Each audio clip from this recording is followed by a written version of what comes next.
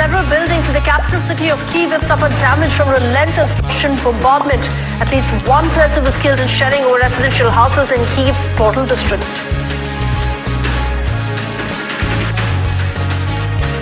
Despite the fact that the port city of Mariupol in Ukraine is under siege, Ukraine has rejected Russia's demand to surrender the city.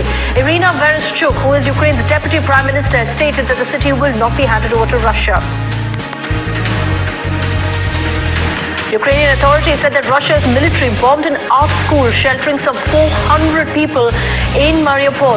Ukraine President Zelensky said an unrelenting Russian siege would be remembered for centuries to come. This was the second time in less than a week that city officials reported a public building where residents had taken shelter coming under attack.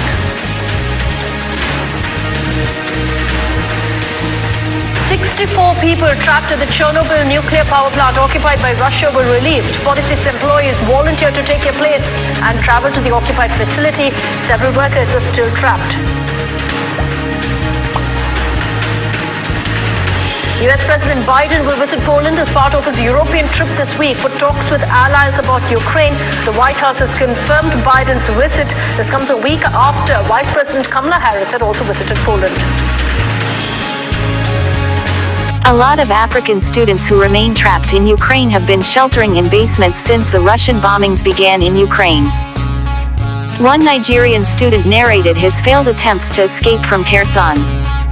"We passed some critical areas already bombed and got to the checkpoint.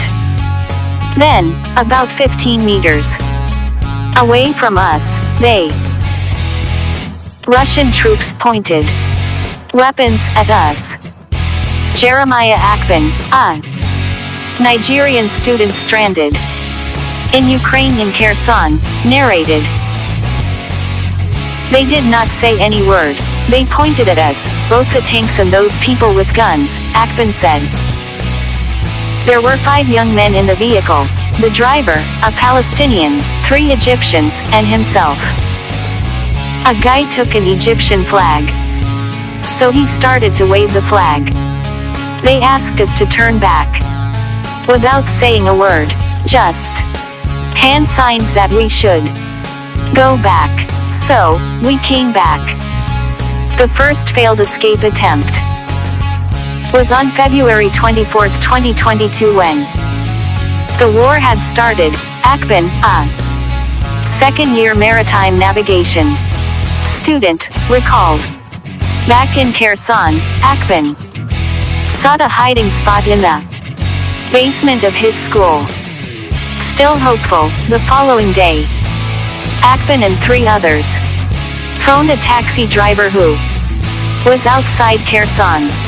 There were roadblocks everywhere, but he agreed to come for the students, despite the risks involved. So another journey to exit Kherson began.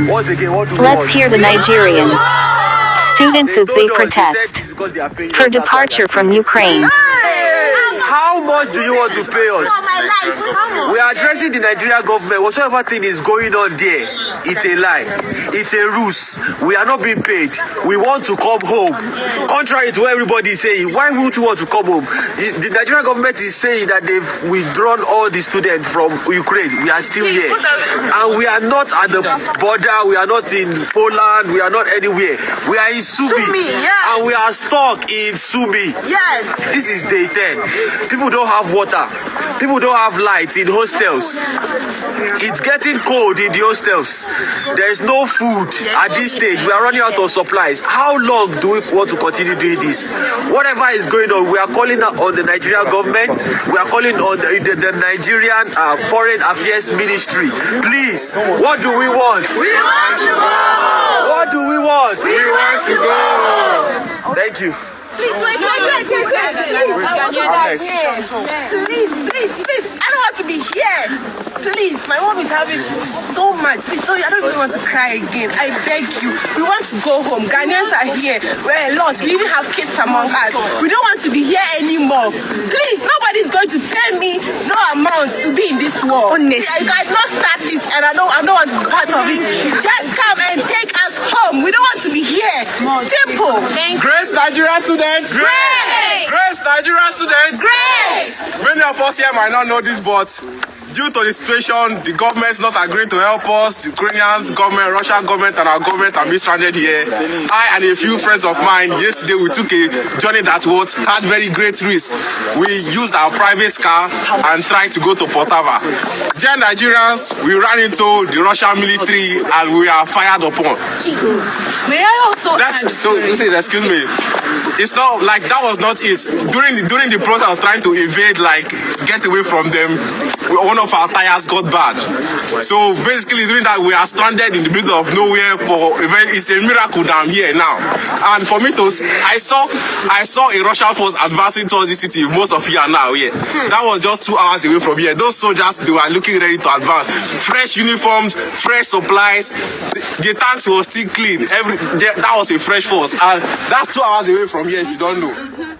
Any moment those people can be here, we cannot be here. Yes. We cannot be here when those guys get here. The world, we are crying out for help. Sumi, Nigerian students, African students, foreigners, in that this is not our war. Yes. We need to leave this place. What I saw, like, if you saw what I saw, you will know that any single minute, every single second we spend here is a danger to the life of every single one of us.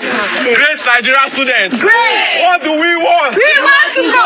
What do we want? We want to go home. We want to go home. I'm telling the one that we want to go home.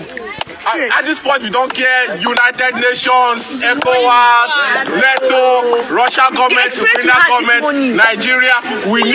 They should find a way. They are saying they're evacuating people. More than 1,000 foreign students are still here in Sumi.